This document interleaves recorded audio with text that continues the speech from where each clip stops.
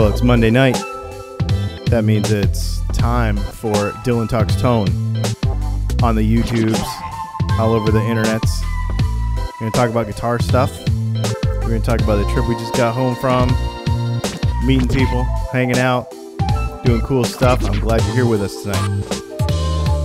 It's Dylan Talks Tone on Monday night at 9 o'clock Eastern Time. We just got back from a road trip. Apparently my phone thinks I'm still on Central Time. I don't know why. Before we get started tonight, I do want to say thank you very much to Randy's Luthier Palace. Tonight's show is brought to you in part by Randy's Luthier Palace, a guitar repair and setup shop in Greenfield, Indiana. It's right outside of Indianapolis. With over 40 years of playing and repair experience, Randy can take care of all your setups, your fret leveling, rewiring, any kind of modifications, Floyd Rose installs and setups, various things like that. Check out his work on his Facebook page at facebook.com/guitarphysician and on his website at randysluthierpalace.com. On a not so side note, we actually went on our little road trip that we just went on. We met up with Randy from Randy's Luthier Palace outside of Indianapolis at this amazing plant-based restaurant that was a brewery. It was fantastic. We had lunch with Randy and got to talk some shop and hang out and eat some good food. And I think that's something that I want to start doing. We travel a lot. And so I think what we're going to do is try to be better about, hey, we're going to be passing through a particular town, such and such. If you follow our Facebook page, facebook.com/DylanTalksTone, you'll be able to keep up with us. You know, all the different traveling that we do and various things we do cruising around. And I would definitely love to meet up with as many people as I can. For those of you that are new to the channel, new to this show, this is called Dylan Talks Tone. This is what we do every Monday night at 9 o'clock Eastern Time. Plus, throughout the week, we make 3 or 4 videos usually, talking all about guitar tone and guitar setup and how things work. You see from the title slide tonight, we're going to talk about some pretty interesting stuff. Humbuckers in a Les Paul versus humbuckers in a Tele or a Strat. Why do they sound different? If you took the same exact pickup and put it in 2 different guitars, what are some of the main reasons why they sound different? We're going to talk about that. And we're also going to discuss what happens when you take a tone pot out of a guitar. So if you never use your tone pot, which I think is crazy, and we'll talk about it, but if you never use it and you want to take it out, is it going to change? Just taking it out, is it going to change the tone of your guitar? We've got a way to demonstrate that live. We're going to do that later. And just so you know, both of those questions came over in through YouTube. So people watching the videos and saying, hey, it made me think of a question. And they commented on a YouTube or they sent me an email. And their questions are being considered on our live show tonight. So you can do that too. If you watch a YouTube video and you're like, you know, that made me think of something I want to get your thoughts on, or I want to know how something works, or etc., something like that. And if you see my lovely co-host and associate producer sitting right over here, she's typing furiously away on a keyboard. And why is that, Leslie? Because we are also live on YouTube. You can find us at youtube.com/Dylan Talks Tone. And there is a live chat going on, and you can ask questions, interact. There's great people that are usually there, pretty regular, to help you with questions as well. So come hang out with us. And if you have a question specifically for Dylan, I'm going to ask you to start tagging or at Dylan or something, so I will know the difference, because it gets a little crazy in there. Yep. And if you want your question answered like right now, let's say you can't wait till next week because you have a project that you're doing tomorrow and you're curious about it, you can use the super chat function. That's a way it'll like pop you up to the top of the queue, and we will pretty much just drop what we're doing and answer the question for you. That's how that works. So That is another way to make sure that your questions get answered. You can also listen to us live for the time being on kprlive.com. And I'm working on stripping the audio out and putting it into podcasts also. So it's on Google, it's on Anchor, it's on a few other places. Right now, I'm working on iTunes. They haven't gotten back to me. So that's about to happen as well. So before we get started on one of our kind of featured questions from one of our viewers this week, what's going on over there in the live chat? How's everybody doing? Everybody's just saying hey and saying where they're from. We have some Australian, UK. Oh, wow. That's very cool. We routinely have a lot of people from Australia and the UK and Europe watch the videos through the week, because I really try to keep track of where everybody's from. And but I'm glad, because they're staying up late over there if they're listening to our stuff. I guess Australia's tomorrow morning, probably. Yeah, it said it's noon where he's at. Okay. Oh, man. Well, thank you so much for watching. I really appreciate that. So I was trying to see how Tuesday was so far, Oh, yeah. That makes my day. How about, so let's just talk about something real quick. Who here, show of hands, has seen the where we bolted the neck of the Telecaster to the fence post and we played some guitar with it? Did you see how many views that video got already? It's like 20,000 or something. It's ridiculous. It's crazy. I'm really grateful for everybody that got to watch that and have some fun with it. Obviously, there were some people that maybe they took it a little too serious, but it was really, really fun. And we're going to do some more stuff. Actually, if I can find the time tomorrow, I got a really busy day tomorrow, but if I can find the time tomorrow, I'm going to shoot a video. I left the neck bolted to the fence. The bridge to that guitar is actually back in this red one. So the fence guitar is kind of disassembled right now, but the neck is still out there, and I wrapped it up in a plastic bag. It has rained the entire time we were gone on our road trip this week. So what we're going to do tomorrow is I'm going to actually go out there and we're going to take our straight edge and some measurements, and we're going to see how much that neck has moved just by leaving it out there for a week. And it's just an interesting thing to see, extremes. How much does it really move? Like, what does it mean if you leave your guitar in your car, that sort of stuff.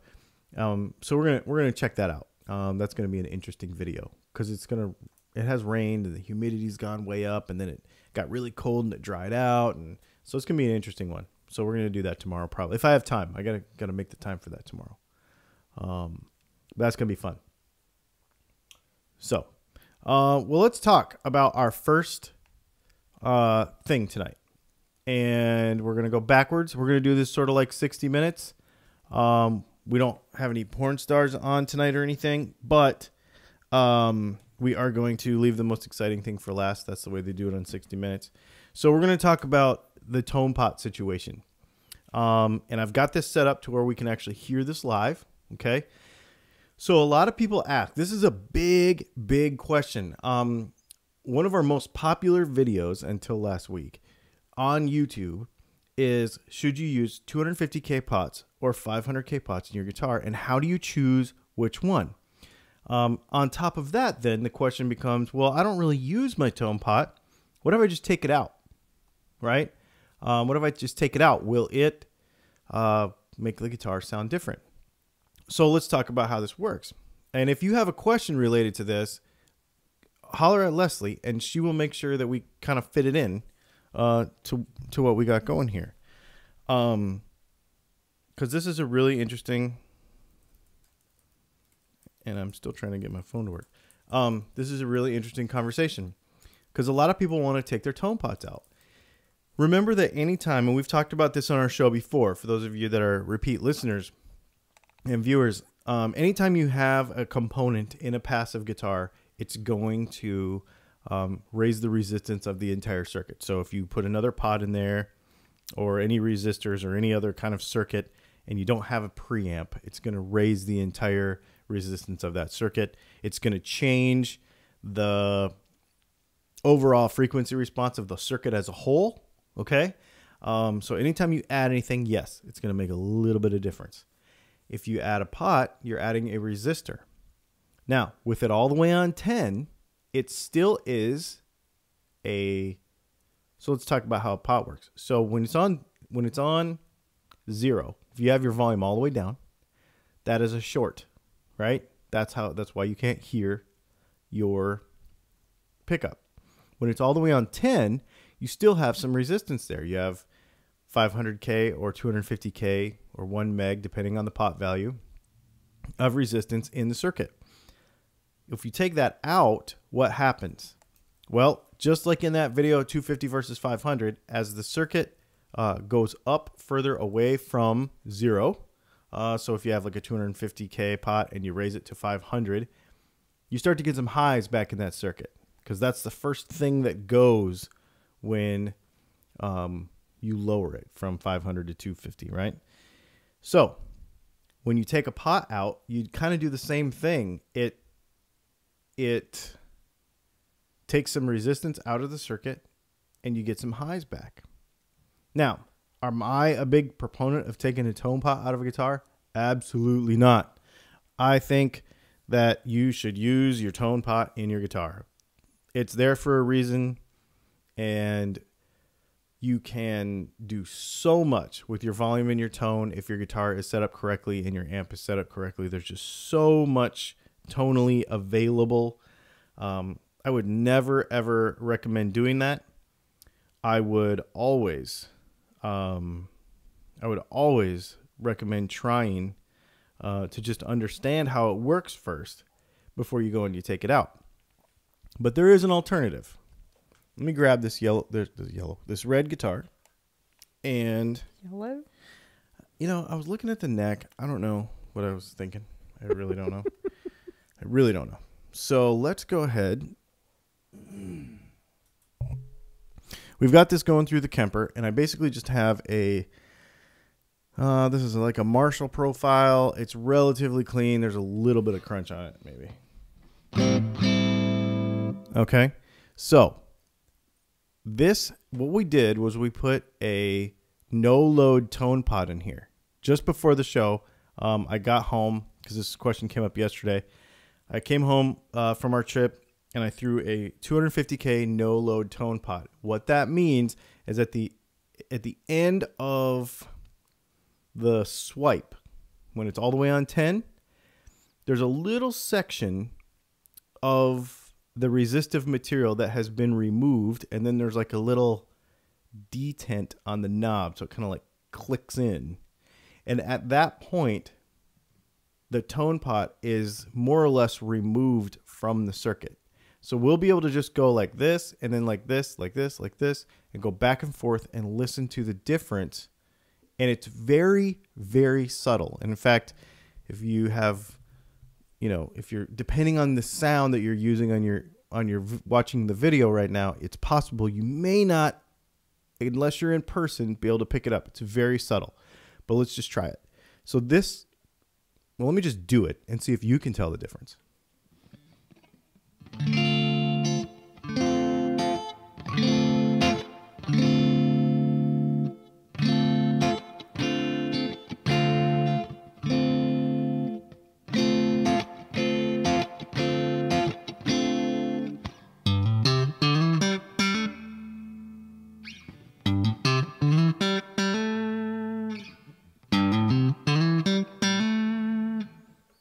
Can you hear the difference? So now I'm going to tell you, okay? So this is with the tone pot bypassed. So it's not in the circuit.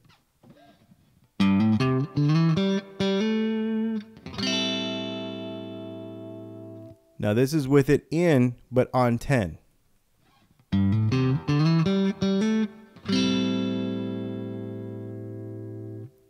You can hear a little bit. Now in my headphones, obviously, I'm listening to it direct. You're hearing it through the internets and whatever else is going on.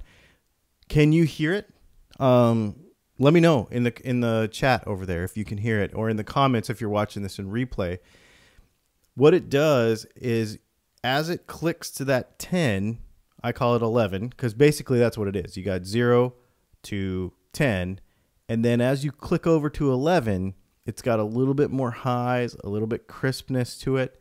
And depending on the guitar and the setup, you know, like what pickups are in it, that sort of thing, it can make a very dramatic difference. If you have it in a humbucker guitar, for instance, where you have a whole lot more resistance, there's not a lot of highs because the way humbuckers work and that sort of thing, you can get way more, like you can get a very drastic difference. I had a Tele handy real quick so I could do it, and I didn't have a whole lot of time tonight, so this was the guitar I could do it with. But with a humbucker guitar, for instance, it will make a fairly big difference in the tone, like super tons of clarity. And if you do it and then run like an overdrive pedal or something and play with it, you'll see it's really fun. We went ahead and added these no-load tone pots in 200. They're a linear tone pot, no load, 250K and 500K. I went ahead and added them to the Dylan Talks Tone website because so many people, I just did it today, because so many people have been asking for them. And I think that you should just replace it with a no-load tone pot. Don't take your tone pot all the way out, because now you have both options. And now what will happen, just because we talked about it, is you'll find ways to try to use it. And this gives you that ultimate flexibility. So to go from 0 to 10 and then to 11 and bypass it, but still retain usability of the tone circuit. I am a full supporter of that. Now, if you don't like your tone circuit, that's another thing. You can mess around with capacitors and stuff and see what you can come up with there. So anyway, it's a pretty cool thing, and I wanted to share that. That was one of the questions that came in this week. So how's everybody doing over there? Are we catching up? Yeah. Somebody can't hear the difference. Somebody can hear the difference.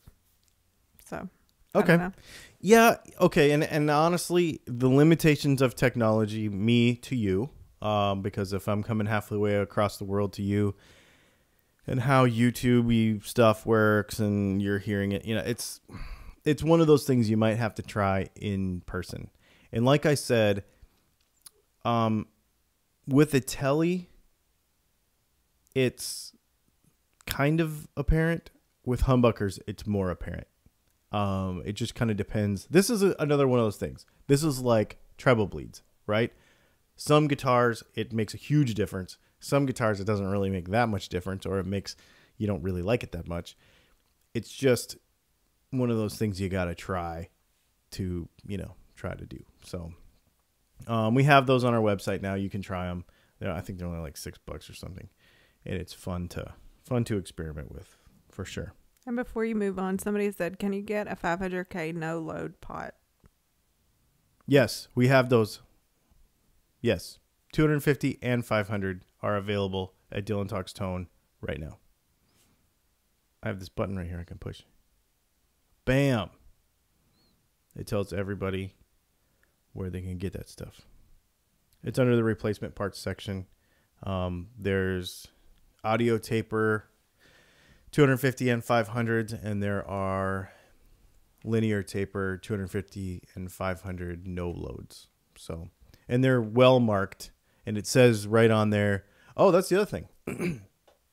Don't try it on a volume, because what'll happen is you'll turn it up to 10, and then since that little part of that circuit is cut out to make this work, there will be nothing. It'll turn off, like your guitar won't work. So don't use it on a volume. Only use it on a tone. That's what it's for in this application anyway. So everybody's over there is cool, huh? Everybody's just hanging out? Yep. All right. Cool. Well, this next one that we're going to talk about tonight, this next little subject, we'll see what kind of conversation this sparks. This is an interesting one. What is the difference between putting a humbucker in a Les Paul versus putting a humbucker or like a Les Paul or a SG or something versus putting it in a Telecaster or a Stratocaster? A lot of people will say, because you put humbuckers in a Tele and they'll be like, just get a Les Paul. But you and I both know that that does not sound the same. So let's talk about why it doesn't sound the same. And you think I'm going to say tone wood, and that is not the case. There are some very interesting technical reasons why these two formats sound different. The first and main one is the scale length of both guitars is different. So a Les Paul, SG, most Gibson stuff is 24.75 inches. Fender scale is 25.5. Okay. And the reason that is relevant is because if you have a 10 E string and a 46 low E string, and you stretch it across 25.5 inches, you have to pull on it harder. The tension has to be higher in order for it to be at the same pitch as it does on a Gibson. So the longer the scale length, the tighter you have to pull the string to get it to the proper pitch. If you tune them exactly the same, a Gibson is going to have a floppier string than a Fender. Now, the reason this is relevant, and we're going to get it, I'm going to show you something really crazy here in just a minute, is because when the string vibrates, now a lot of people don't realize this, the string does not, I'm going to show you a drawing, but this isn't really how the string vibrates, okay? Let me just show you this. You've probably seen, in fact, we're going to take the Dylan logo off there for a minute. You have probably seen these kind of diagrams of how a string vibrates. This is not actually how a string vibrates. This is showing something completely different. And everybody sees those drawings and they think that's how a string vibrates. And then they also see the thing where the guy puts the camera inside the acoustic guitar and it makes this weird looking thing. That's just because the camera has a rolling shutter. That has nothing to do with how a string actually vibrates, okay? The way a string actually vibrates is in a transverse wave. A more accurate description is when those CrossFit guys with those big ropes, and they go like this, right? And it goes, and it like whips down the string or whips down the rope. Now those ropes are so heavy that they stop. But on a guitar, when you pluck the string, it shoots a transverse wave down to the nut and then it comes back, okay? That is how a string moves, and it goes back and forth. Now, on a shorter scale guitar, that's going to be all of those, the length of that wave is going to be physically a different shape than it is going to be on a Stratocaster or a Telecaster, because the tension is higher on a Strat or a Tele than it is on a Gibson. Okay, so there's going to be if you were to watch that in really super slow motion, it would physically look different. The way that moves back and forth. And because we know that the way the string moves up and down over a pickup, it's going to sound different because it's going to move up and down different. That's just how it is, because the string tension and the length of the scale is different. Okay, that's number one thing. Number two thing is, let's go back to these. We're not gonna get super nerdy about this. Too late about this node antinode thing, but that's what basically these are. So if you see, let's go back to this drawing now. Now I stole this. You can see the little watermark. I'm going to tell everybody, I stole this from Frudua. This guy is amazing. He is one of the smartest guys on the internet about guitar stuff. But the bottom line is here, the fundamental note is, it shows it up there at the top. And then there are second, third, fourth, and fifth level harmonics. Okay? Now, what everybody wants to say is, if you look at the fourth one down there, okay, so the easy answer is where you put the pickup back and forth in relation to where these harmonics are from the first order to the fifth is going to change the tone of the guitar. So like a Tele, it's really super close to the bridge, and a Strat, it's a little bit further. And of course, a Tele's kind of on an angle. And a humbucker is a little different, and a P90 is a little different. So they also, you know, just like when you pick the string really close to the bridge, it sounds really tinny. And when you pick it closer to the neck, it sounds really warm and full. That's because, so when where the pickup is in relation to that is going to change because of this drawing right here. Now, I want you to look at something very interesting because there's a really weird myth here. See down there on the fourth one where, see how like the neck pickup line, it's indicating where the neck pickup would be.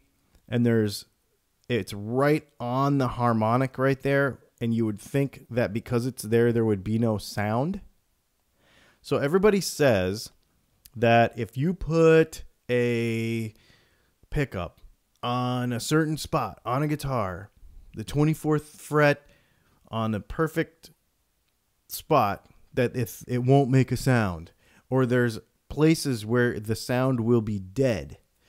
That is not true, because we're looking at an open string here, but the strings are rarely ever open. As soon as we fret, then all of a sudden the lengths and the tensions of all of that, well, the tension doesn't really change, but the lengths of all of that and all of those nodes all changes. So wherever we are on the fretboard, you know, down here or up here, individual notes on individual strings as playing parts of chords or leads, all of that stuff is changing all the time. So there really isn't a dead spot because you're moving it all around, okay, the whole time. That's so. But the bottom line is, why does it sound different? Because of all of this is going on as you're playing. That you're moving all of this around, the location of the pickup in relation to the end of the guitar, like the down by the bridge, is different. The string tension is different. All of that stuff is different. Now, where the pickups are placed, that does matter, but there is science to it, but honestly, it's just trying stuff. I'll give you an example. Look at this drawing right here. Now, you would angle a Tele pickup, for instance, which is on the left, but you wouldn't angle a humbucker for obvious reasons. I mean, you can see nothing lines up. Why did Leo Fender choose that angle? There's all kinds of myth and intrigue surrounding the answer to that question, but the bottom line is it worked out and everything is cool. So there is some science to it, and there are things that work and things that don't, but the bottom line is, what sound are you trying to find? And the bottom line is, because of different string tension, because of different scale length, and because of different pickup location, if I take a humbucker out of a Les Paul and I put it into a Strat or a Tele, it will not sound the same. No matter what you do. No matter what you do, it won't sound the same because it's in a different relative place on each guitar. And it's a different scale length and it's a different string tension. Which probably, scale length and string tension, pickup location,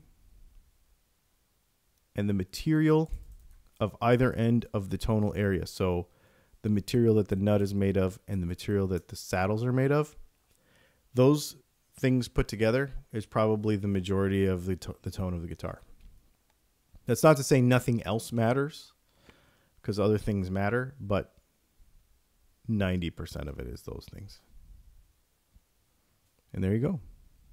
And that's it. What else is going on over there? Everybody's catching up. We have, I mean, some people commented on what you were saying. We have, I've seen people angle regular space humbuckers on an F space guitar at the bridge position. Many did in the 80s. Yep, like Kramer. Does the magnetic pull of the single coil slug being closer to the string impede the vibration? No.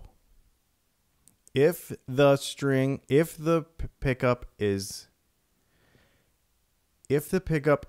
properly adjusted, the magnet, which is, there's a whole science to how to do that, but the bottom line is a conventional magnet. Here's what I'm going to say. A conventionally designed pickup. So you buy a normal pickup and you put it in a guitar and you adjust it properly. It will not pull on the strings. I do not care what all of the mythy people on the internet say. There is actual science to that. We have a video on it. It's like 17 minutes long and really boring.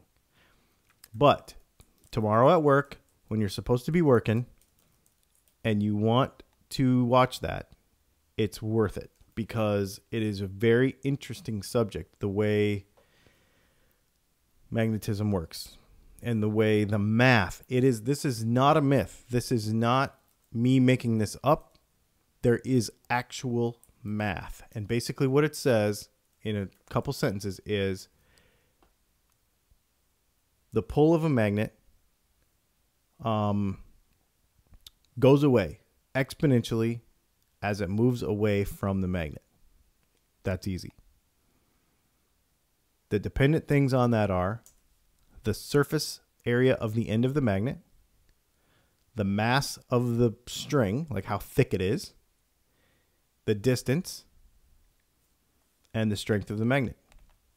There's math that you can plug into this really weird, if you want to do the math, I can show you. But basically, on any conventional pickup that you buy. Now, there are some wacky, like Alnico active bass pickups and some really crazy stuff out there that I've seen that it's possible that it would. Or if you adjust it too close, obviously. But if you adjust it correctly and it's a regular pickup, no, never. Is there any disadvantage to a stacked humbucker? I don't know what you mean by disadvantage. I don't like how they sound. That's an opinion that has nothing to do with any kind of facts, except the fact side of that would be it's not going to sound like a single coil. No matter what you do, it will never, ever sound like a single coil because it is not a single coil. You can get them close, but they always have some kind of weird compression and frequency clipping on the top that I don't like. They have a flatness to them that I'm not a fan of. And it is my opinion that is part of the noise. Like, I like the noise because it gives it that aliveness. And so when you take that away, it flattens it out a little bit, sterilizes it, if you will. So, but there's no disadvantage. It's just, that is only my opinion. I just don't like how they sound. That's why we don't make them. Because I can't really believe in them. So that's why we don't make them.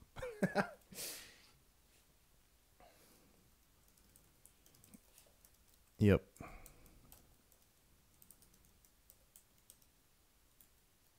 Trying to think of anything else that I wanted to talk about tonight. I was going off what everybody else was talking about all week while we were on our trip because that was super fun. Yeah, and I just want to share again that if they're asking you a question, just to specify. It makes it way easier because a lot of conversation starts happening. Oh, because everybody's talking amongst themselves too, so you're not sure if a question is actually meant for me or meant for like who's going on in the group. Yeah. Yeah, that makes sense. This has been so fun. It is fun, but it is the busier we get. Like it's really good to see. Oh yeah. Like, so we're getting more and more and more people listening live every week. It's getting busier and busier every week. It's been really super fun. No, that's really cool. That's really cool. Oh, you know what else is, let's talk. Can we go back? I told you to make that screenshot earlier. Mm-hmm. So I learned something tonight. I did not know this, you guys. If we schedule next week's show and we put up a slide, like next Monday night, we're going to talk about X or Y. So maybe that's what we need to do tonight to encourage some more conversation. What should next week's show be about? Let's decide that tonight in the next 20 minutes or so. Yeah. So if you have a topic idea, say that. If say you have topic idea. Yeah, topic idea. Okay. And we're going to take note of those. And let's just, I want you all to drive the content. So let's, you all decide what next week's show is going to be about. And here's why. Because I learned that if I schedule next week's show and we put a slide up on YouTube, then everybody that sees that for the next week will be able to comment on that and be a part of that conversation even before the show if they can't listen live. So by next week, we'll have a full show of questions and content to talk about that's all driven by all y'all, which I think is really super cool. Yeah, so what do we want to talk about next week? All right, another question. Okay. What do you think about those single coils that have the copper wire wrapped on each slug instead of all the 6 slugs? Yeah, so that dude, I met him. That's a really cool idea. And here's the cool part about it is noiseless, right? Because you have 6 strings and you can have every other coil be out of phase with each other or in phase, but out of phase. You know what I mean? Hum canceling. So now you have 3 coils that go one way and 3 coils that go the other, and you have hum canceling. So it's quiet, really super cool. And they have a sound. So here's the thing that you got to think about with all these alternative designs of pickups. None of them are really bad, right? But none of them are ever going to be the traditional. If you want traditional Strat pickups, then you got to get traditional Strat pickups. If you get a noiseless thing, or if you get those ones, they're going to sound pretty close because he's worked really hard to get there. But they're not going to be 100% exactly the same because it is inherently a different design. That is a really cool idea, and I really think they're cool. I have played them, and they do have a very cool sound. They do have a very cool sound. But just know that if you want very traditional sound to the old school way, that they're going to get you close and they're going to get rid of the noise, but they're not going to be 100%. Just because they're a different style of design. Super cool, though. I think it's a fantastic idea. Same thing with, what's the Greg Koch stuff? Fishman, Fluence. Mm-hmm. You know, those are really, I want to get a set of, they're so expensive. That's the only reason I haven't bought a set.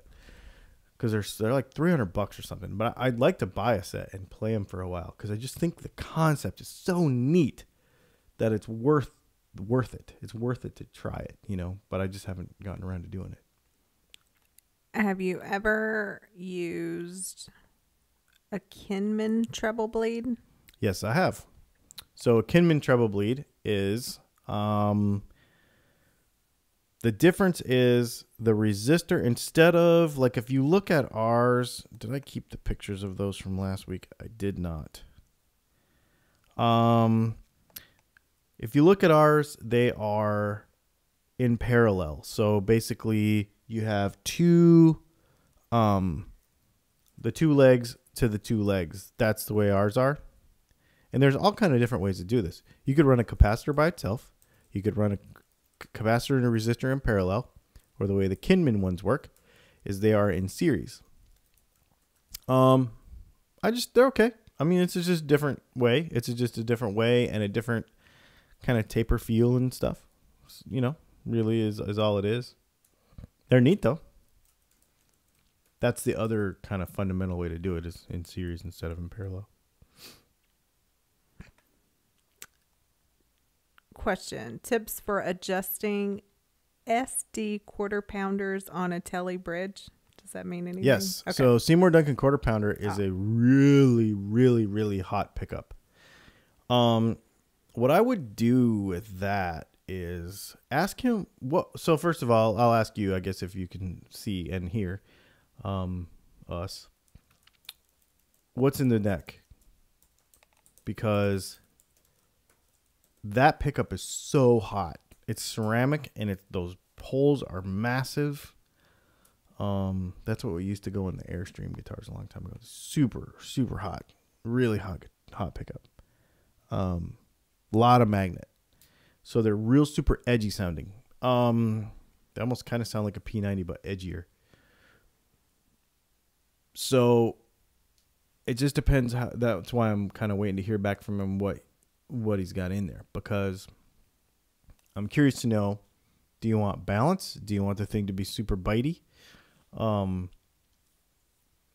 He's same person says it is. I love it, but I wonder if it's set up right. The same.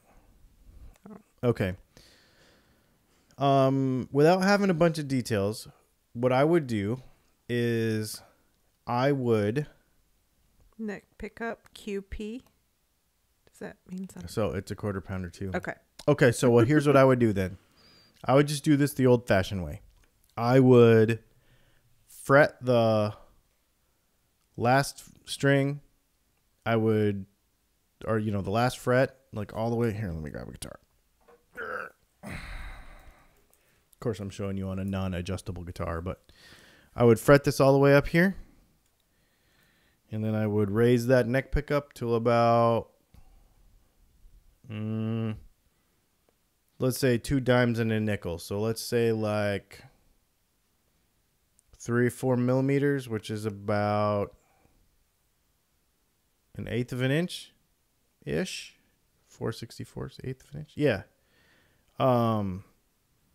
And then I would then start playing the guitar. I know you asked about the bridge, but I'm getting to it. Then I would start playing the guitar, and I would start just flipping back and forth and raising the bridge pickup up until you get a nice balance that you like.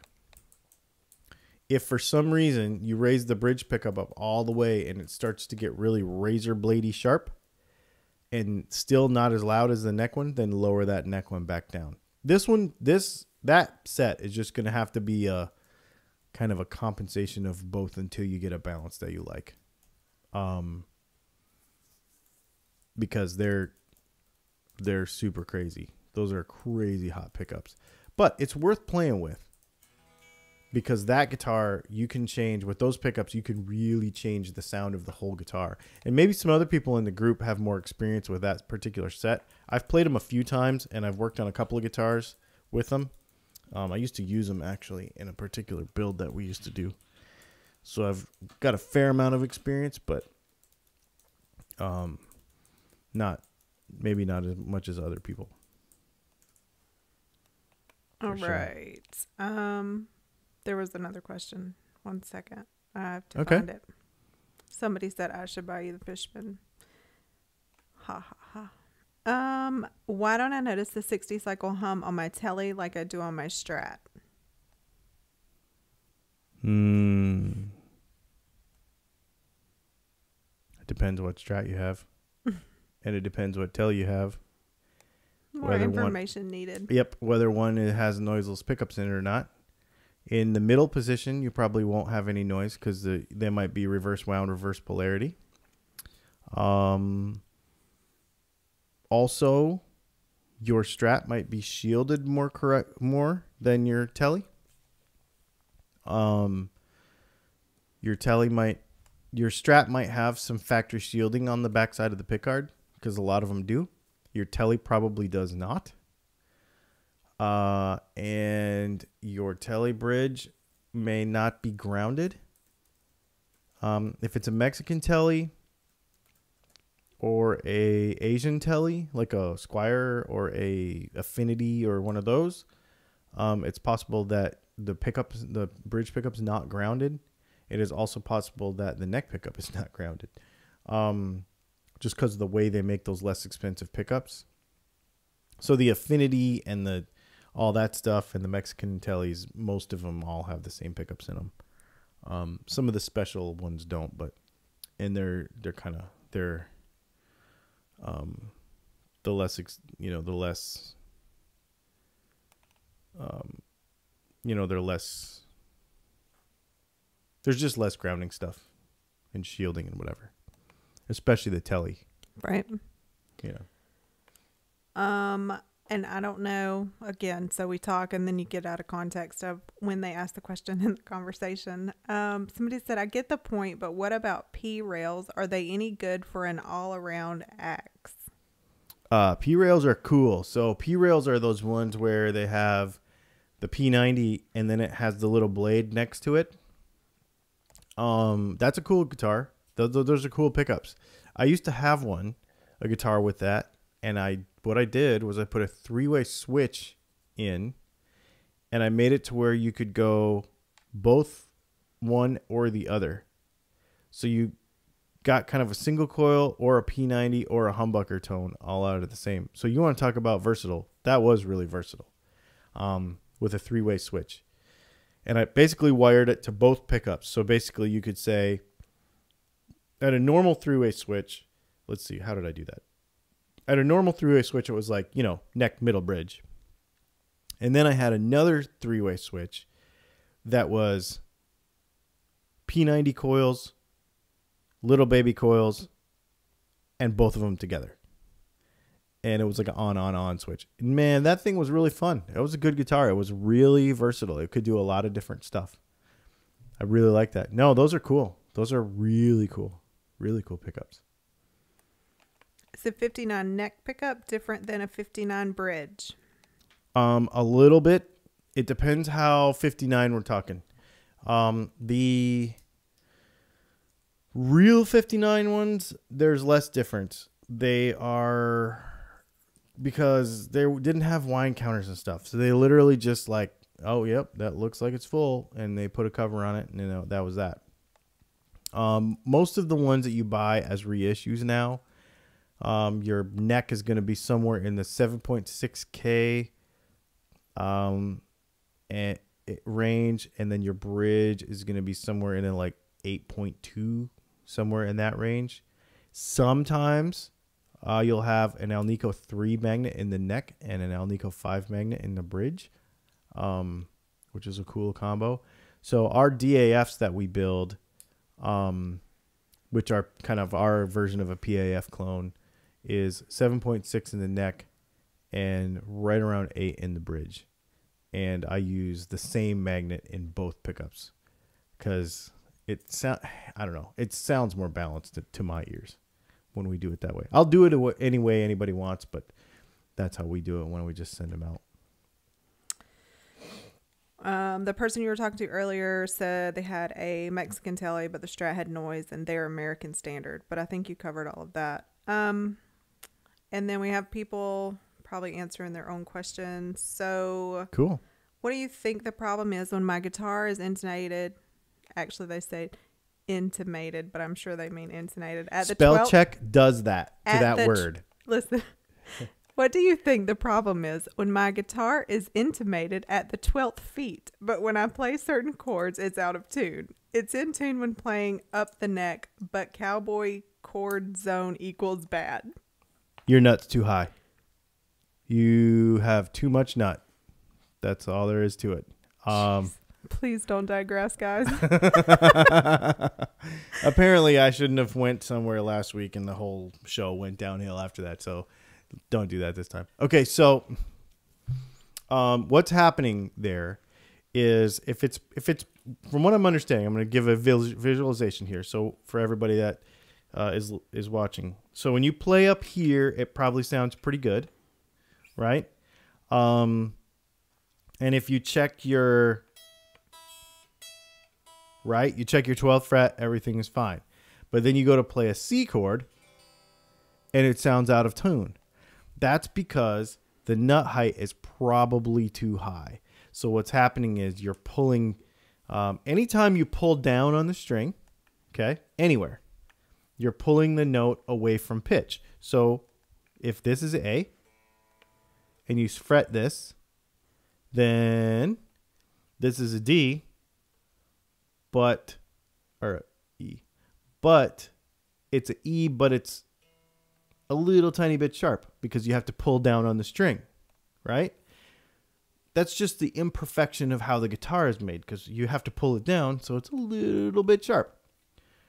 Well, if your nut is too high, then this is a really steep angle. So like, let's say you do a C chord right here, that C, you pull it down way too far and it becomes, we can almost do it. Here, watch. I'll show you what I'm talking about.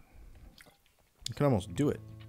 So let's take this C note and I'll play really close to the nut and we could play a C chord, but I can actually pull it really tight.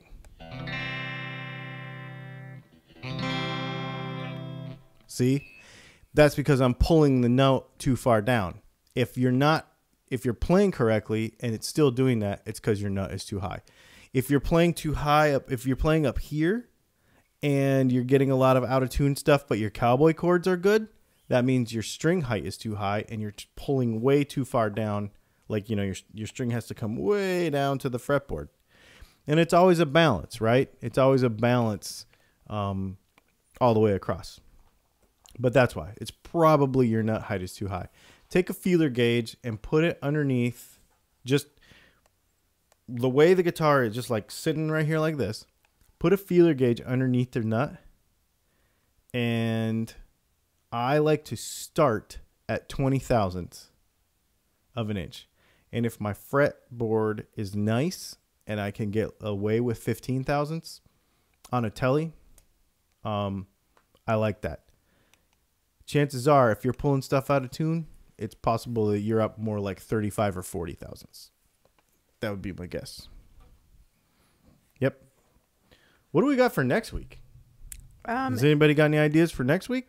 So next week, I was just going to make a list for you. Okay. One person said they wanted to talk about speakers, like brands, types, best pairings.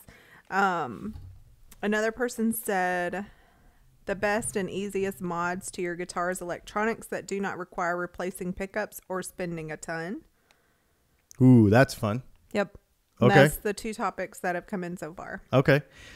So here's the thing about speakers. They're super relative, right? Like, depending on the amp. So maybe what we'll do is, would it be okay if you guys start that conversation? So what I'll do is, as soon as the show is over tonight, I will schedule next week's show. Okay? It'll take me about 20 minutes or something. But if you're subscribed to the channel, then you'll see the thing come up. And when it comes up, start sharing what you use and what and why. Like, if you use a Celestion, greenback, or you use you use Eminence or whatever. Speakers are so taste driven that it would be very interesting to get a wide variety of opinions on what you use for speakers. And the reason I'm not going to speak as an authority on this is because I use such a weird and completely different setup, having a Kemper and having, that single 12 with 150 watt Eminence in it, that it's just so wacky to most people, unless you're a Kemper user, that I don't want to. I want you guys to talk more about that, and then I'll put something together, and let me see if I can maybe I can get somebody who knows what they're talking about, because honestly, that is the thing. I'm just going to tell you. I'm just going to be honest with you. That's the thing I know the least about with guitar stuff. Now, with hi-fi stuff, it's a totally different deal. But with the guitar stuff, that's probably the part of the signal chain that I know the least about, because I care the least about it. I am so flexible. You can give me any speaker you want, and I don't care. I'll play it, and it'll sound good to me. Like, that's the one area where my ear is kind of lazy. Like, I just don't care. So I'm not a good one to have an official opinion. So if we start that conversation, you guys take it over. Let me see if I can get somebody who knows what they're talking about, and we'll do something with it. The other thing's a great idea, though. Big time. And, yeah.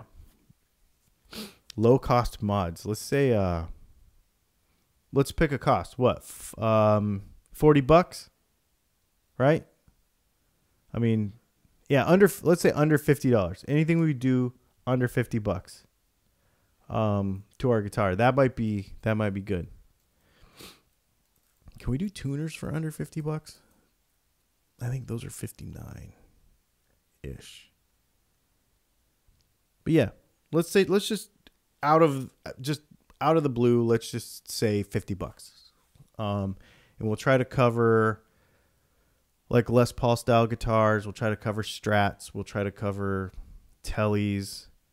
All of the, maybe like the big four, that everybody has, or a version of it. Maybe they have an ESP or something, but we'll try to cover that stuff. All right, you have 4 minutes. You have another topic, or you want another question? I don't. Let's do one quick question. How about that? One more quick question. Well, I don't know if it's quick, but I can. That's why probably up does to me. a lipstick pickup sound so hot? Because of it being in a metal tube and the spread of the magnetic field? Whoa. That was you. That was me. No big deal. The reason a lipstick pickup sounds so hot, and this is a whole conversation, a very interesting one, but it's very low output. Does that need to be another topic? They're only like four. This is real quick. I'm just going to Okay. tell you, and then we'll put this on to something else, and maybe we'll add it to our list. Okay. Low output pickups, how hot they sound, how loud they sound, isn't necessarily have anything to do with their output. What it has to do with is what you hear the easiest, the frequencies that you hear the easiest. So a baby crying can cry very quietly and you can hear it. A bass can rumble at the same pitch or the same loudness of that baby crying, and you won't hear it as much. It has to do with the frequencies that you're hearing and why. And lipstick pickups they're amazing. And so that's the short answer, but we'll talk about that at some point, because that's a really good thing. I'm going to add there's a series, and a lot of people are agreeing. So I'm going to add it to a list of topic ideas. They want to talk about nuts and nut material and etc. I just need to do some regular videos on that too, huh? Yep. We actually have an example to even share experience over the weekend. Oh, yeah. How much time do I got left? 2 minutes. Yeah, so let me tell you something. This is a learning experience for me. I use Richlight. The very first Richlight neck I ever did, so a little over a year ago, I was able to work on that guitar this weekend. And the bone nut shrunk, and the Richlight did not. And so I had to re-glue the nut in. So I think from now on, I'm going to use Graphtec nuts with my Richlight necks because they will not shrink. I really didn't think about the fact that the bone would actually dry out and shrink just that tiny, tiny, tiny bit to where it wouldn't fit in there as well. It's pretty crazy. Thanks everybody for listening. This has been super, super fun. I really appreciate the fact that everybody is hanging out with us the majority of the show. And if you watch this in replay, thank you again as well. Do me a favor, share these YouTube videos and this YouTube channel. That's probably the biggest thing that would be amazing. And also be a part of the conversation for next week. I'm going to put up that thing, and that's what we're going to do. And until, and I'll comment on it with you. We'll keep this conversation going. And so look for that in the next half hour, 45 minutes. And other than that, until next week, I guess we will see you all on the internets.